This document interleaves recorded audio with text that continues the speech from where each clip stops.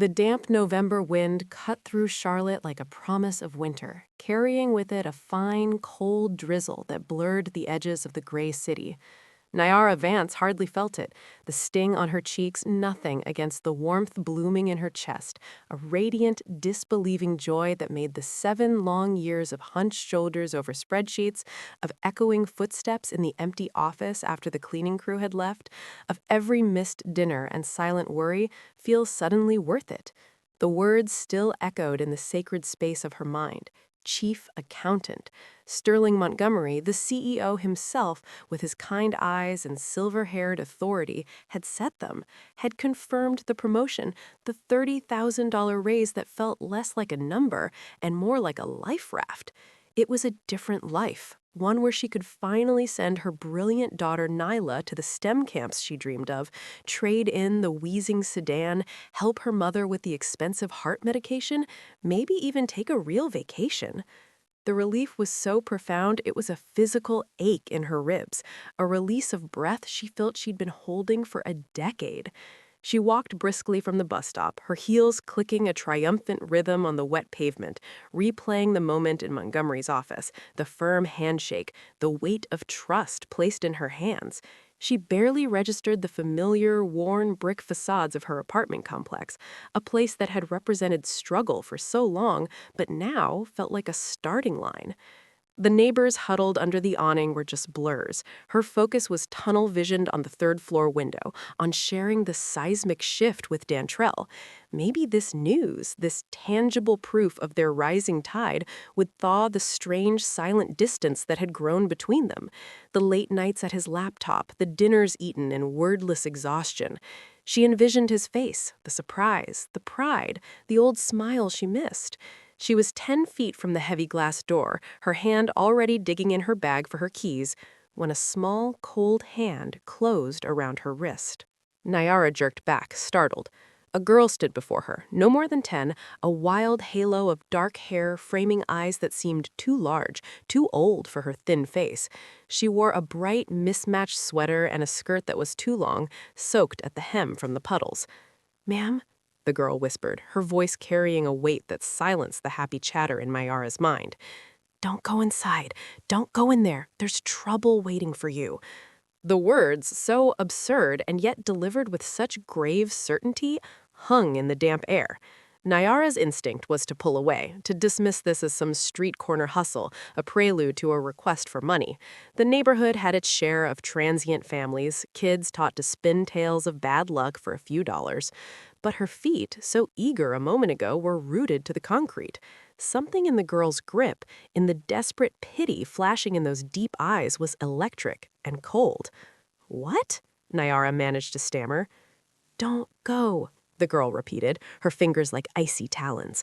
"Do you hear me? There is trouble, big trouble. Just wait a little bit, please." Logic screamed at Nyara to shrug her off, to march inside to her husband and her future.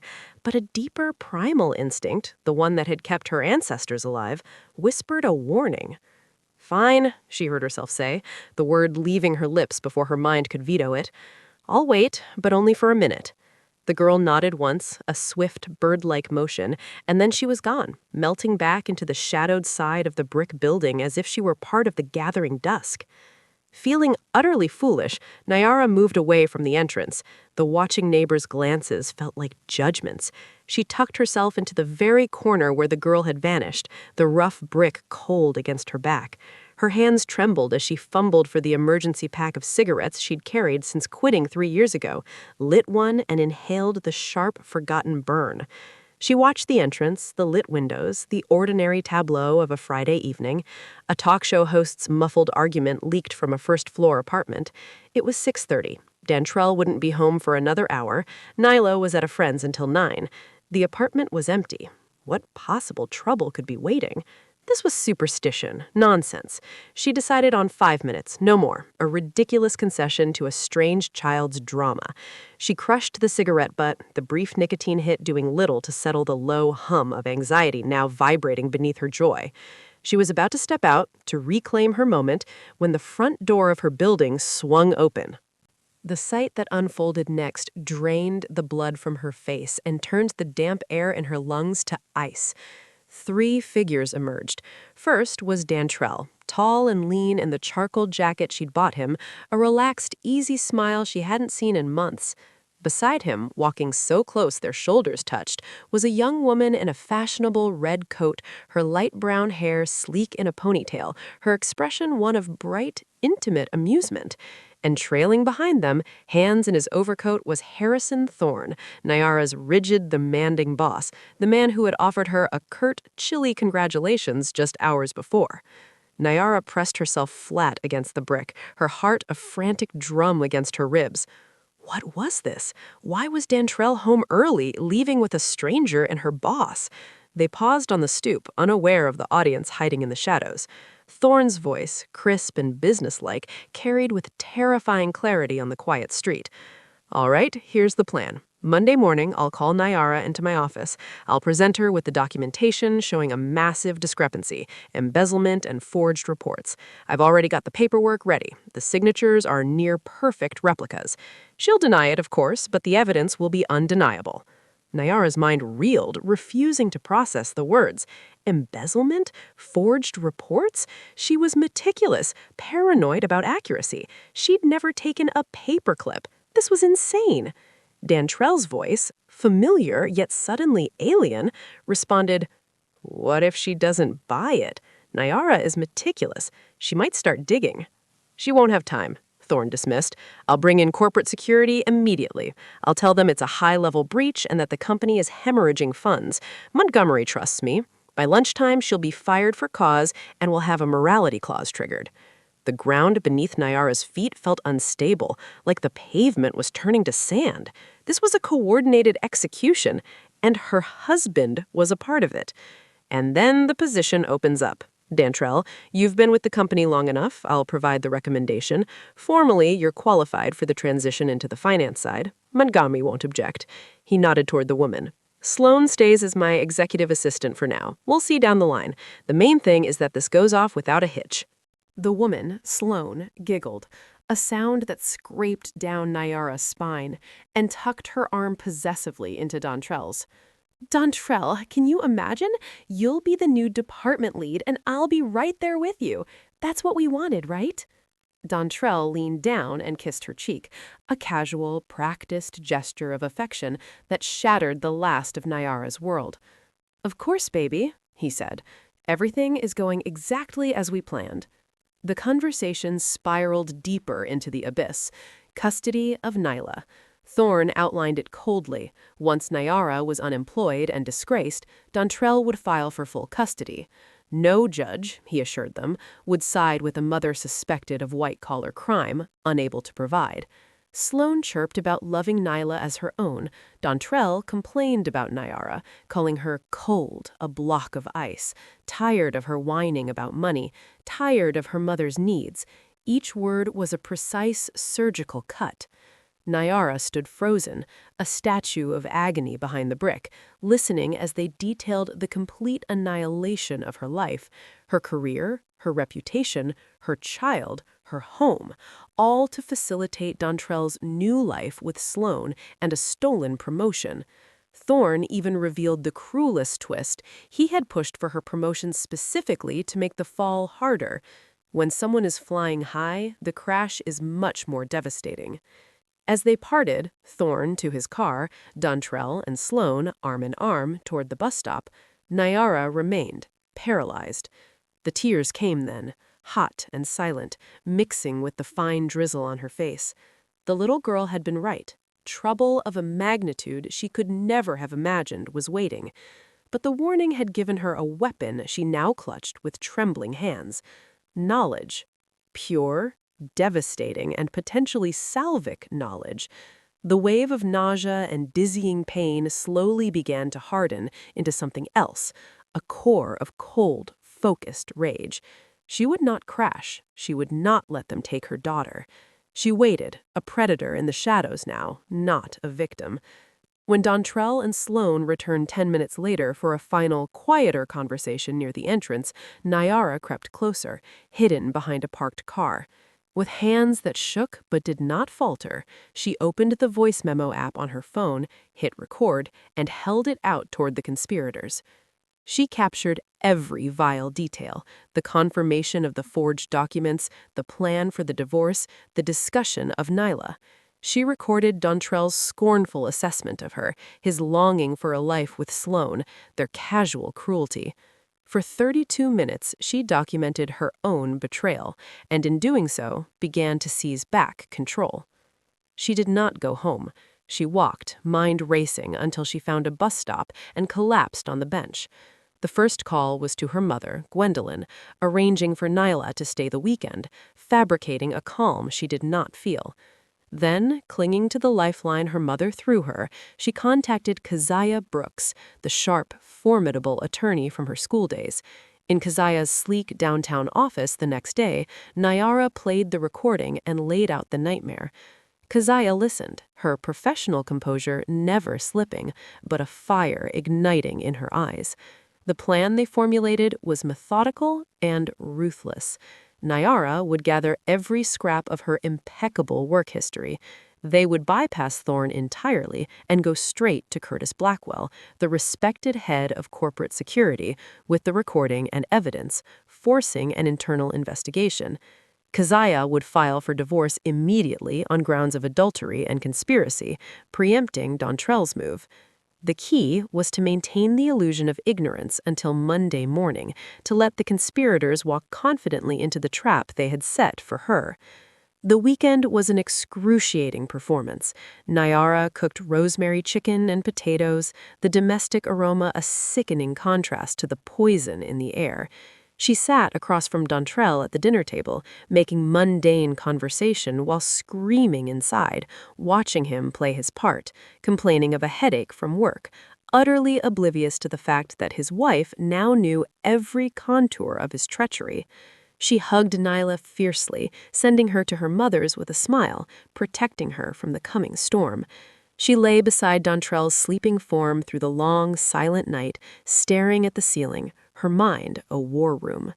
Monday morning arrived. While Dontrell left, presumably for his early meeting with Thorne to finalize her destruction, Nyara was in Keziah's office, then standing before Curtis Blackwell. The playback of the recording in the stark security office was a surreal reprieve. Blackwell's face darkened with each passing minute, his professional demeanor cracking into disgust. The investigation was launched instantly. Nyara waited at home for 3 agonizing days, a silent sentinel in her own life. The call from Keziah came on Wednesday. Thorne had been fired. Criminal charges for fraud and embezzlement were being prepared. Dontrell and Sloane were terminated for complicity. The forged documents had crumpled under scrutiny. CEO Montgomery, horrified and apologetic, not only confirmed her as chief accountant, but increased her raise further. The first fortress had fallen. The divorce hearing was a clinical dismantling. In the quiet courtroom, Keziah played the 32-minute recording for the judge. Dontrell's lawyer spluttered. Sloane's dramatic, uninvited outburst about being a better mother only cemented the picture of chaos and malice. The judge's ruling was swift and decisive. Full custody to Nyara, minimal supervised visitation for Dontrell, the apartment hers. He was evicted from the life he had tried to steal. Months later, spring softening the edges of Charlotte, Nyara's new life had taken root. It was built on stability, peace, and a hard-won closeness with Nyla. The promotion was not a curse, but the blessing it was meant to be, the extra salary a foundation for security. Walking home from the store one sunny Saturday, she saw the girl again, Sela, standing by the stoop. Nyara knelt, tears in her eyes, and pressed money into her hand, a paltry token for a debt that could never be repaid. Sela took it with a quiet smile, asked if everything was better now, and, on receiving Nyara's heartfelt confirmation, vanished as quietly as she had appeared, a guardian spirit receding into the sunlight. That evening, Nyara stood on her balcony, the city lights glittering like scattered diamonds, and looked back at the long shadow of that November night. The promotion, the warning, the betrayal behind the brick wall, it had been a trial by fire. But she had recorded the conversation. She had fought, She had survived. The nightmare was over, locked in the past.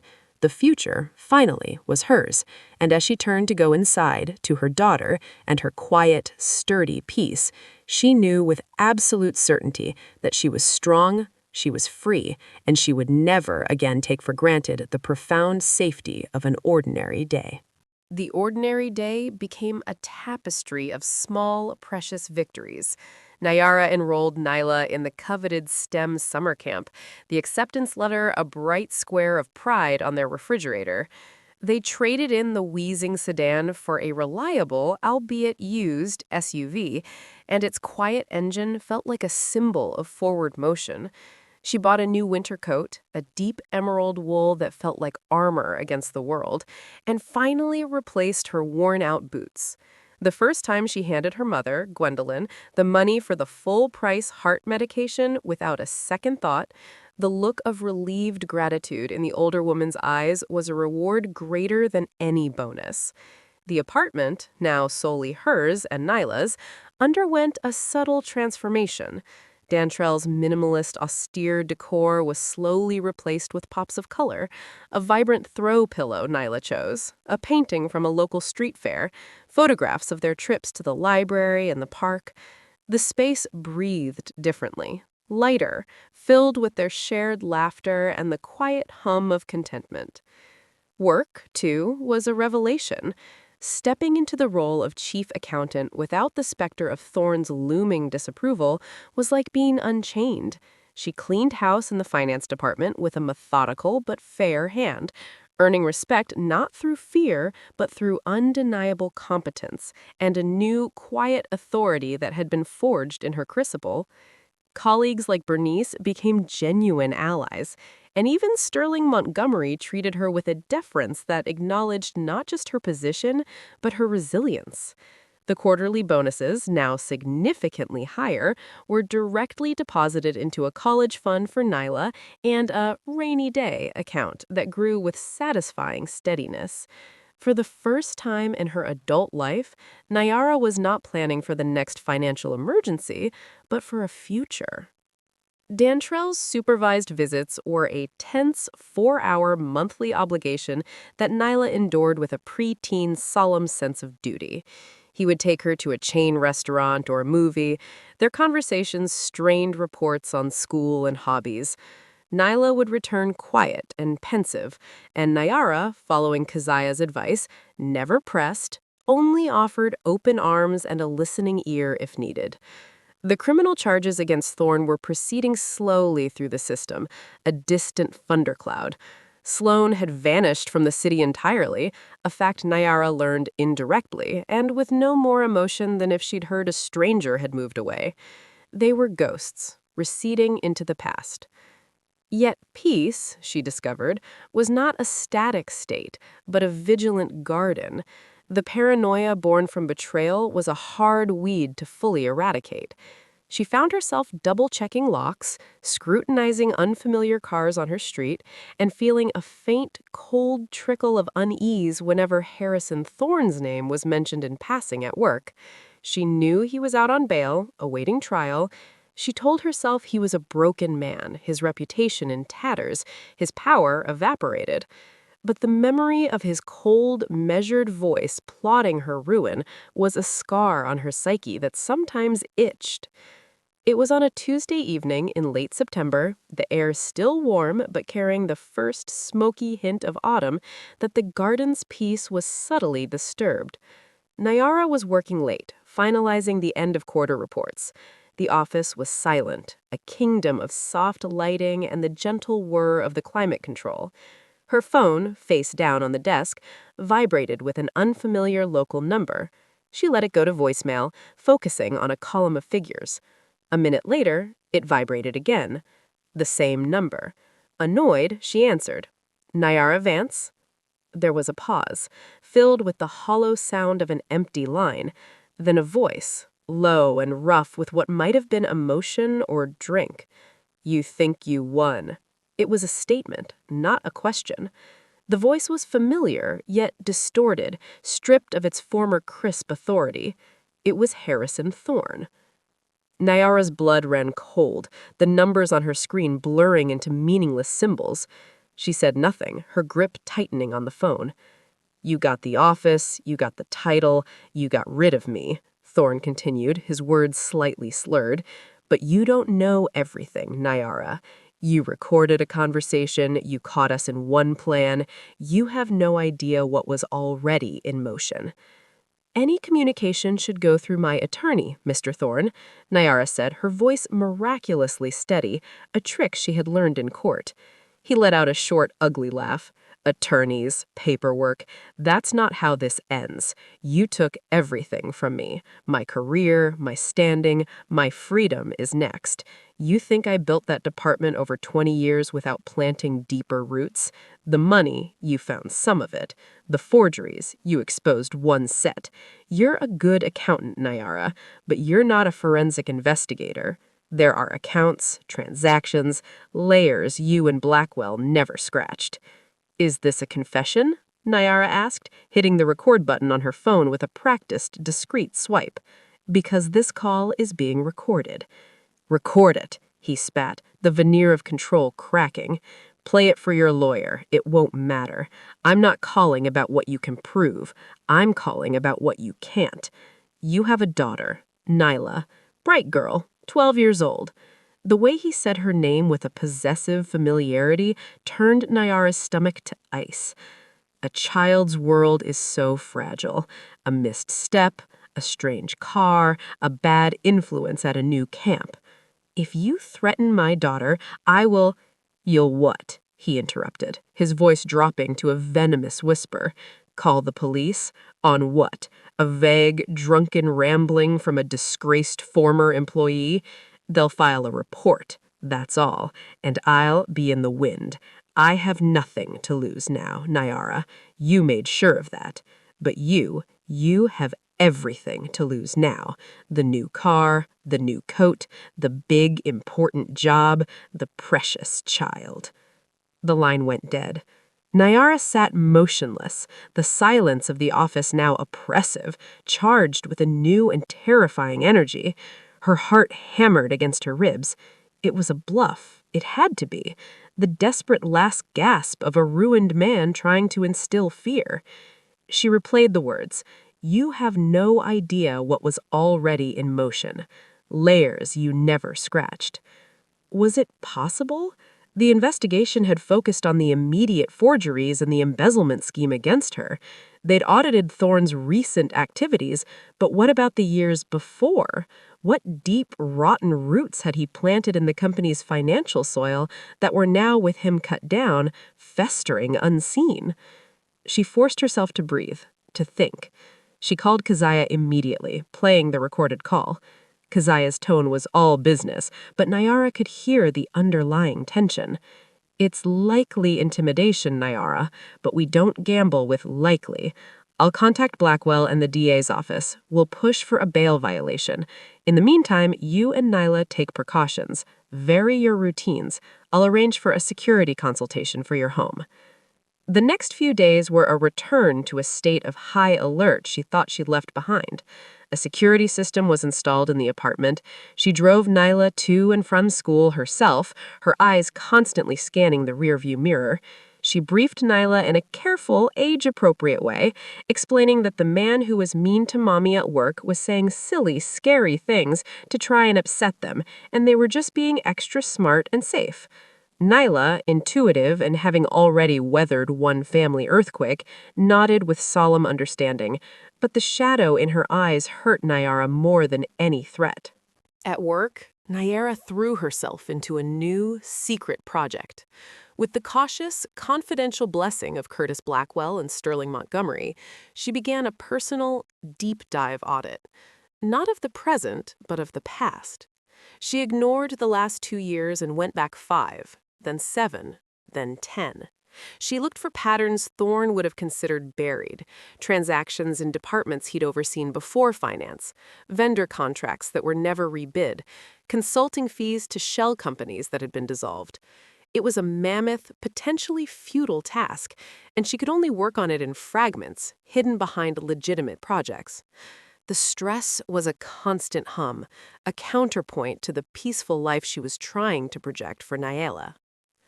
A week after the call, another piece of the past resurfaced. Returning from the grocery store, she found a plain white envelope taped to her apartment door. No stamp, no address. Inside was a single, high-resolution photograph. It was a candid shot of Nayela, taken just 2 days prior. She was walking from the school library to the main gate, her backpack slung over one shoulder, laughing at something a friend had said. The angle was from across the street, slightly zoomed. The timestamp in the corner of the image matched the exact time Nayara had picked her up that day. He was watching. He was close. Nayara's hands shook as she called Blackwell, then Keziah. The police came, took the photo, dusted for prints they knew they wouldn't find, and filed another report. The violation was profound, a poison seeping into the sanctuary of her home. That night, as she lay awake listening to the new security system's reassuring electronic pulse, Thorne's words echoed. A child's world is so fragile. This was no longer a bluff. This was a demonstration. Driven by a new, ferocious purpose, Nayara's clandestine audit became an obsession. She worked late, cross-referencing old project codes with bank reconciliation records from a decade ago. And then, in the silent early hours of a Thursday morning, she found it. A pattern so subtle it was genius. A long-closed charitable initiative for urban youth, championed by Thorne 15 years ago. Modest, regular disbursements had been made to a community fund. The fund was legitimate, but the bank account it used had a sub-account, one not listed on any official company ledger. Over a period of 8 years, small percentages of various departmental budgets, maintenance, office supplies, client entertainment, had been systematically diverted into this sub-account. The totals were staggering, well into the millions. The trail was cold. The bank account was closed 7 years prior, the money laundered through a series of offshore entities. It was the deep root he'd boasted of. The company had been bled dry by a slow, invisible leak, and the wound had healed over, forgotten, until now. She had no proof of where the money went, only the evidence of the theft. But it was a lever. This was not just about framing her. This was about a lifetime of predation. She compiled her findings into a dense digital dossier. She didn't go to Blackwell or Montgomery yet. First, she sent a single encrypted email to Keziah with the subject line, "The deeper root." The body contained only one sentence. "I found the source. We need to talk, but not electronically." They met in person at Keziah's home, a secure location. As Keziah scanned the data, her face grew grim. This is monumental fraud. It predates the scheme against you by a decade. This changes everything. This isn't just about revenge on you anymore, Nayara. This is about him covering his tracks for a lifetime of crime. He's not just angry. He's desperate. This evidence could add decades to his sentence. And it makes his threat against Nayela more credible, Nayara said, the fear cold and sharp. If he's facing this kind of exposure, he has nothing left to lose. He said it himself. Keziah nodded. We go on the offensive. We take this to Montgomery and the DA immediately. We use it to pressure him. We let his own lawyer know we have evidence of a historic, multi-million-dollar embezzlement that makes his current charges look like a parking ticket. We offer a deal. He surrenders fully, provides details on all offshore accounts, and submits to immediate pretrial incarceration with no bail. And in return, the DA might consider the threats against a minor as a sign of diminished capacity, possibly sparing him the very worst of the sentencing guidelines. And if he doesn't take the deal, Nayara asked, then we bury him with it, Keziah said flatly. And we have the police put a visible, active watch on you and Nayela. We make it clear that if anything happens, the full force of this new evidence comes down on him like a hammer. The plan was set in motion. The revelation of the historic fraud sent shockwaves through the company's upper management and the DA's office. The offer was conveyed. For 3 days, there was silence. Naira and Naela lived in a bubble of palpable tension, escorted by private security Keziah had arranged. The call came to Keziah's office on the fourth day. Thorne's lawyer was on the line. His client, faced with the totality of the new evidence and the prospect of dying in prison, would accept the deal. He would provide full documentation of the past fraud and plead guilty to the expanded charges. He would be remanded into custody immediately, with no chance of bail. The condition, relayed through the lawyer with clear distaste, was that Naira had to be present at the remand hearing. He wanted to see her face when he was taken away. It was a petty, final power play. Naira agreed. She needed to see the cage door shut with her own eyes. The hearing was a brief, grim formality in a near-empty courtroom. Thorne, in an ill-fitting suit, looked shrunken, a shell of the commanding figure he'd once been. But his eyes, when they met hers across the room, still held a glimmer of that cold, calculating intelligence. As the judge finalized the order for remand, Thorne leaned towards the court officer escorting him and said something too low for the judge to hear. The officer glanced at Naira, then back at Thorne, and nodded curtly. As Thorne was led past her, he didn't look at her, but he paused for a fraction of a second, his voice a dry rustle only she could hear. The girl on the street, Sela, ask her who really sent her. And then he was gone, swallowed by the door leading to the cells. The words struck her like a physical blow. She stood frozen as the courtroom emptied. Ask her who really sent her? The warning that had saved her life, the pivotal moment that had changed everything, had been orchestrated? Was Sela not a lonely psychic child, but a piece on a board moved by another player? The thought was vertigoing. Had someone else been watching Thorne? Had someone used Naira as a tool to bring him down? The relief of his incarceration was instantly complicated by a new, chilling uncertainty. She rushed home, the security detail a comforting presence. Nyla was safe, doing homework at the kitchen table.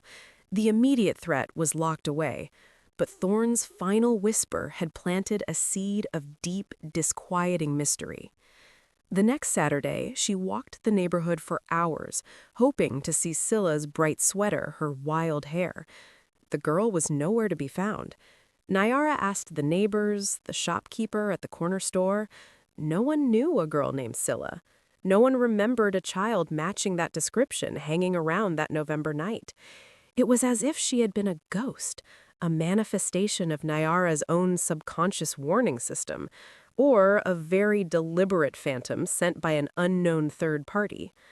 Life, on the surface, normalized again. The security system remained, the vigilance softened but did not disappear. Nyla flourished, her camp a roaring success, her laughter once again filling the apartment.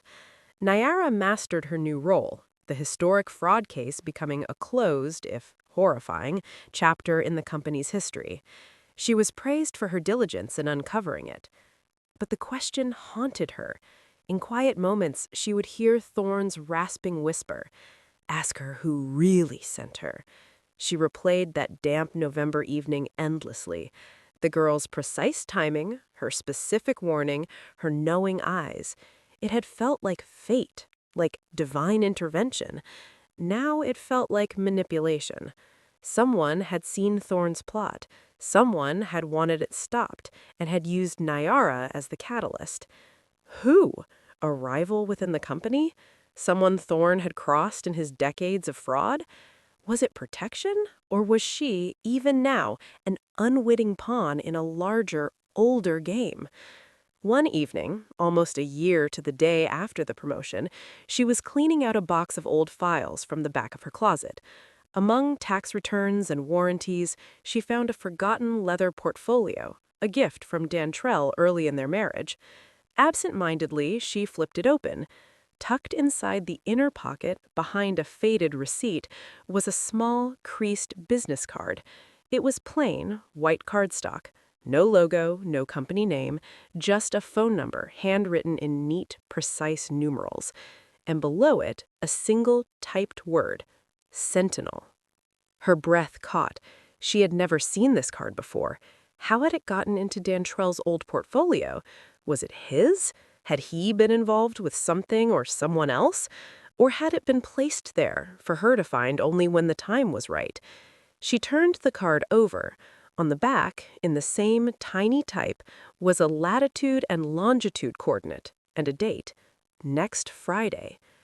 Nyara sat on the floor of her closet, the card held between trembling fingers. The peace she had fought so hard for, the freedom she cherished, suddenly felt like the ire of a storm. The nightmare with Thorne and Dantrell was over, but it seemed that night had merely lifted a veil, revealing a deeper, darker landscape where unseen players moved in the shadows. Someone named Sentinel had been watching. Someone had sent a girl to save her, and now someone had left a breadcrumb. The choice lay before her. Ignore it, burn the card, and cling to the hard-won normalcy of her life, or follow the coordinate on the given date and step back into the shadows to learn who had pulled the strings of her fate and what they might want from her now. The apartment was quiet, safe. Nyla was in the next room, humming over her science project. But the silence now seemed to hum with a different frequency, a question waiting to be answered. She looked at the card, then at the closed door beyond which her daughter lived in innocent light. The turn of fate was not a single event, she realized. It was a chronicle, and her next chapter was waiting at a set of coordinates on a Friday yet to come. The coordinates felt like a brand on her palm, burning even when she tucked the card into her jewelry box, hidden beneath a tangle of necklaces. For 3 days, she tried to live as if she hadn't seen it. She packed Nyla's lunch, reviewed quarterly forecasts, smiled at her mother over Sunday dinner. But every quiet moment was filled with the silent scream of that single word, Sentinel. The girl, Scylla, had been a messenger, a piece of stagecraft in a play whose director she'd never met. The realization was a worm in the apple of her survival, tainting the sweetness of her victory. Had her courage, her cleverness, her recording, had any of it truly been her own? Or had she been a puppet, her strings pulled by an unseen hand to take down a target she didn't even know existed? She researched the coordinates. They pointed to a location just outside the city limits, a disused state park overlook known as Weaver's Point, a place known more for its scenic, isolated cliffs than for visitors. The date on the card was 4 days away.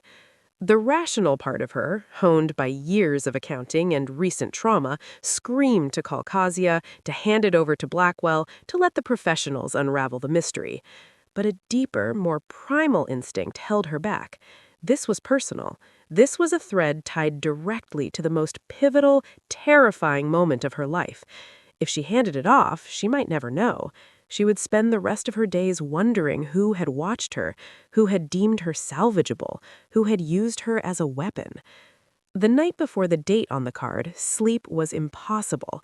She stood over Nyla's bed, watching the gentle rise and fall of her daughter's chest, the soft moonlight painting her peaceful face. This was what she was protecting. This was the reason for every caution, every fear, every fight. Going to Weaver's Point was a risk. It was a step back into the shadows. But not knowing felt like a greater risk, a permanent vulnerability. If Sentinel was an ally, why the secrecy?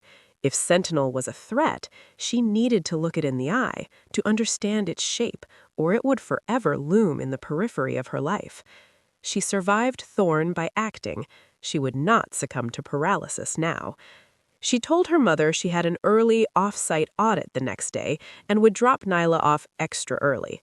Gwendolyn, though her eyes held a mother's unerring suspicion, asked no questions, simply pulling Nyla into a tight hug and promising pancakes. The drive to Weaver's Point took an hour, the city gradually giving way to dense autumn-flecked woodland. The road narrowed, the pavement cracked and weathered. Her phone's signal bars dwindled to nothing. The isolation was absolute, a blanket of silence broken only by the crunch of her tires on gravel and the call of distant crows. The air grew cooler, carrying the scent of pine and damp earth. The overlook was a semicircle of cracked asphalt, bounded by a low, crumbling stone wall. Beyond it, the land fell away in a breathtaking, vertiginous sweep of forested valleys and hazy, blue-tinged mountains. It was majestic and utterly desolate. She parked, killed the engine, and stepped out, the cold wind whipping her coat around her legs. She was alone. The only sound was the wind sighing through the pines. She checked her watch. It was 10:59 a.m. The card had given no time, only a date. She felt exposed, foolish. This was a mistake. "You came." The voice came from behind her, calm, feminine, and carrying no hint of surprise. Niara whirled around. A woman stood leaning against the trunk of a massive oak tree, 20 feet from the parking area. She hadn't been there a moment before. She was tall and slim, dressed in practical, dark hiking gear, her auburn hair pulled back in a severe ponytail. She looked to be in her late 40s, with a face that was striking rather than beautiful, all sharp angles and intelligent, assessing eyes, the color of weathered slate. She held no weapon, made no threatening move. She simply watched Niara, a faint, unreadable smile on her lips. "Who are you?" Niara demanded, her voice steadier than she felt.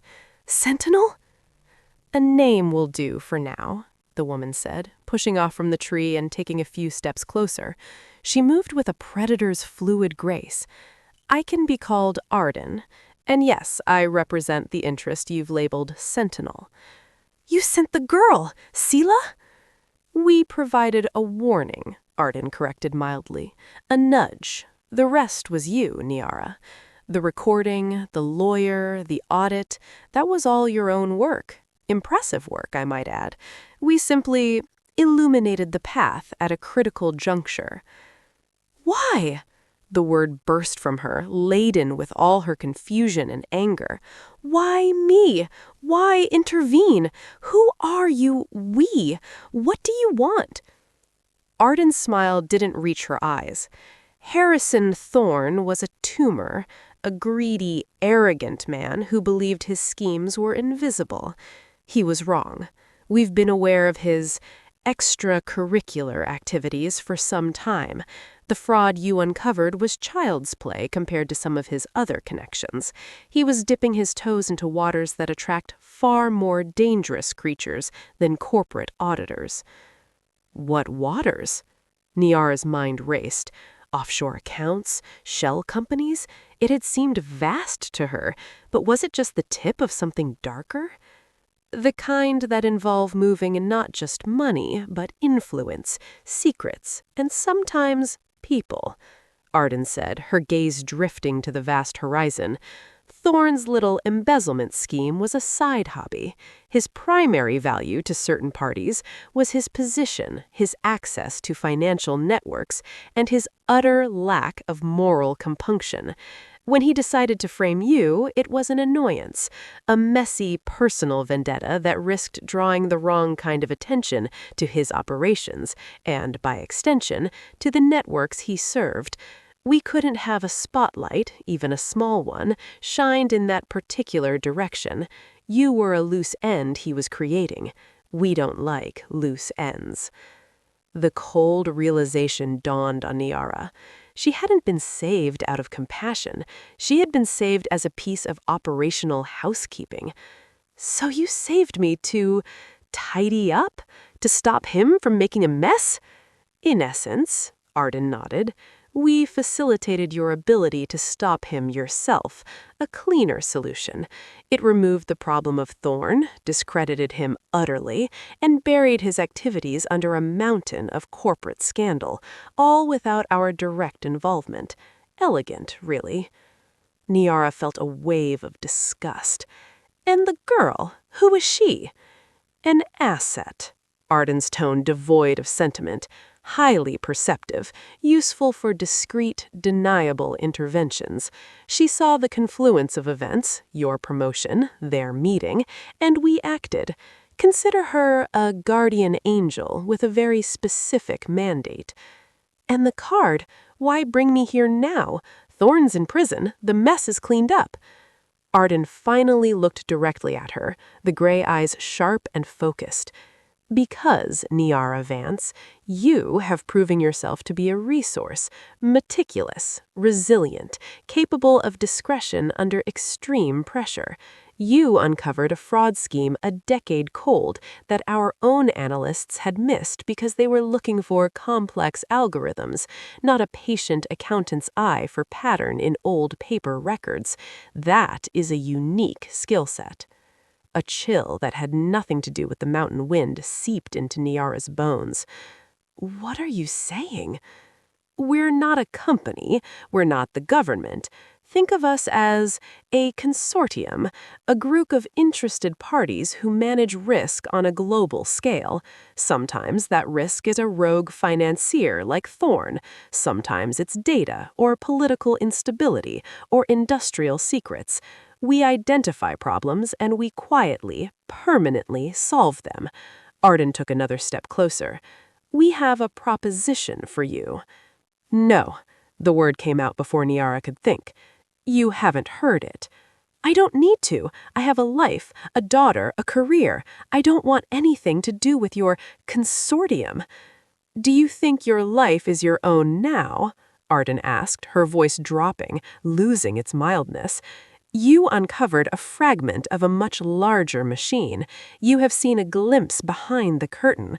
The people Thorne worked for, the ones he was so carelessly risking exposure for, they don't forget. They don't forgive. Right now, you are a footnote in Thorne's very public downfall, a victim, a blow whistler. That narrative protects you. But if that narrative were to change, if, for instance, evidence were to surface suggesting you were not entirely unaware of Thorne's older schemes, that perhaps you had waited to expose him for your own gain. That's a lie, Niara whispered, horror dawning. The truth is malleable, Niara. We helped shape one version of it to save you. We can shape another. Your daughter's safety, your hard-won peace, your mother's comfort, it all rests on the story people believe. We maintain that story. The threat was velvet-wrapped, but its steel core was unmistakable. You're blackmailing me. We're offering you a partnership, Arden corrected, a mutually beneficial arrangement. We don't ask for much.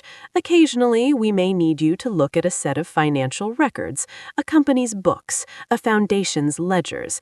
You will see patterns others miss. You will provide analysis. In return, the life you have built, Nyla's future, your career, your safety, is guaranteed. We become your silent partners, and you become one of our many eyes in the world, a consultant of sorts. Niara's mind reeled.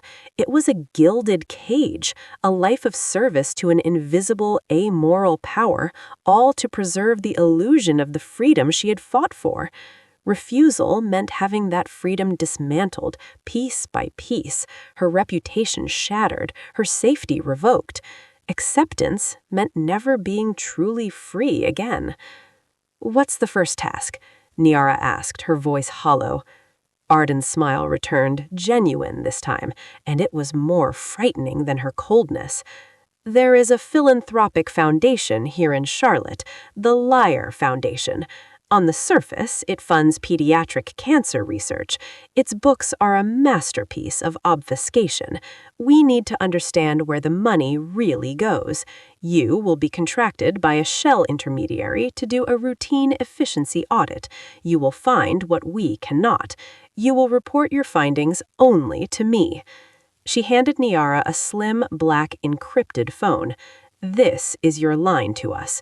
It is secure. Use it for nothing else. You will receive the Liar files and your cover story within 48 hours. Arden turned to leave, then paused. One more thing. The girl, Sela, she asked me to give you a message. Arden's expression softened just for a moment. She said, the site was real. The help was real. The path ahead is your choice. Make of that what you will." Then Arden was gone, disappearing into the tree line as silently as she had appeared. Niara stood alone on the windy cliff, the encrypted phone a cold, dead weight in her hand. The vista before her was no longer one of freedom, but of a vast, beautiful prison. She had survived the betrayal of her husband and her boss, only to be conscripted by a far more powerful and enigmatic force. The turns of fate had not stopped turning. They had merely changed direction, pulling her from a battlefield of personal vengeance into a shadow war with no front lines and no clear enemy. She looked at the phone, then back toward the city where her daughter lived in innocent light. Her choice, as Scylla had said, was hers, but every choice, she now understood, had chains hidden in its promise. She got in her car and drove back toward her life, a life that was now and would forever be a carefully curated performance for unseen masters. The chronicle was not over. It was just beginning a new, darker volume. The encrypted phone remained inert for 72 hours, a sleek black obelisk on her desk at home, its silence more menacing than any ringtone. Niara moved through her days with a mechanical precision, a ghost in her own life. She smiled at Nyla's stories from school, nodded in meetings at work, all while her mind churned in a silent, frantic loop. She researched the Liar Foundation with a focus that bordered on obsession, using only public terminals at the library, terrified her home or work networks were being monitored by Sentinel, by Thorne's mysterious associates, or by forces she couldn't even name. The Foundation's public face was pristine: galas, tear-jerking testimonials from families, peer-reviewed grant research. Its board was a who's who of Charlotte society and respected medical professionals. It was bulletproof. On the fourth morning, the black phone buzzed once, a short vibration that felt like a minor electric shock. A secure file transfer notification appeared on its screen, followed by a set of credentials and a brief message. Contractor portal access enabled. Project Liar Efficiency Review. Deadline 14 days. Secure upload point active. The portal was a model of sterile corporate anonymity. The files were vast, a digital mountain of scanned invoices, wire transfer records, investment portfolios, and grant disbursements spanning 8 years. It was the kind of data dump designed to overwhelm. Niara knew this game. It was the same principle as Thorne's forgeries. Hide the truth in plain sight, buried under an avalanche of legitimate complexity. She began not with the numbers, but with the people. She cross-referenced every board member, every senior staffer listed in the Liar documents against corporate registries, property records, and, venturing into murkier waters, offshore leaks databases Keziah had access to from the Thorne case. One name, a board member named Dr. Alastair Finch, a seemingly retired oncologist, appeared as a silent partner in a holding company registered in the Cayman Islands. That holding company owned a shell corporation that had, 3 years prior, purchased a defunct pharmaceutical manufacturing plant in Eastern Europe. It was a thread. She pulled it. Late into the night, after Nyla was asleep, she became a digital ghost, tracing the labyrinth. The Liar Foundation's largest single expenditure category was international research collaboration and facility support.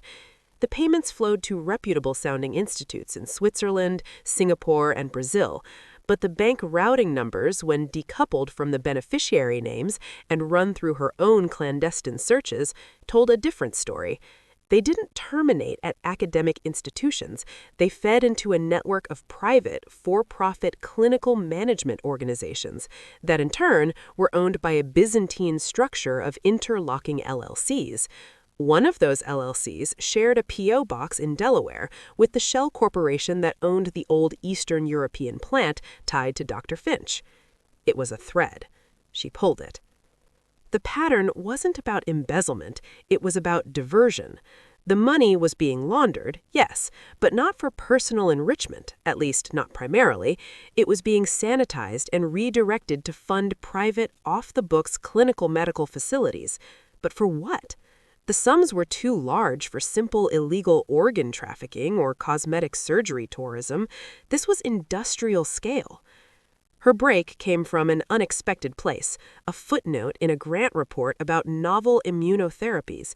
It referenced a small, now-defunct biotech startup called Promethean Salonics. The name rang a faint, terrible bell.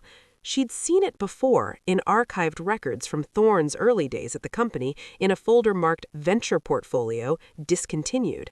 She'd skimmed it during her deep audit, noting it as one of many failed investments.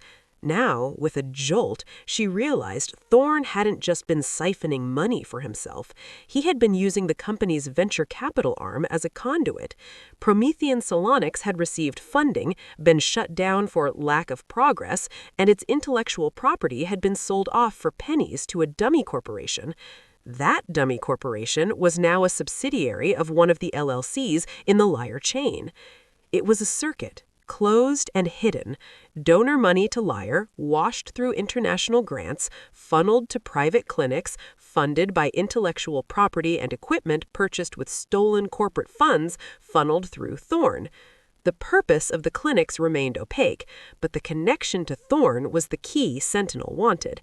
He wasn't just a greedy accountant, he was the financial engineer for something much darker, and Liar was the public-facing spigot. She compiled her findings into a dense, analytical report, using dry, professional language to describe a terrifying circuit of financial abuse. She outlined the connections, highlighted the anomalies, and posed the unanswered question: what clinical activity justifies this scale of clandestine funding? She included no speculation, only the forensic accounting trail. It was her work, her skill, being used as a scalpel by an unseen hand. She felt dirty. Uploading the report to the secure point felt like signing a confession. The black phone buzzed an hour later. A single word from Arden: adequate.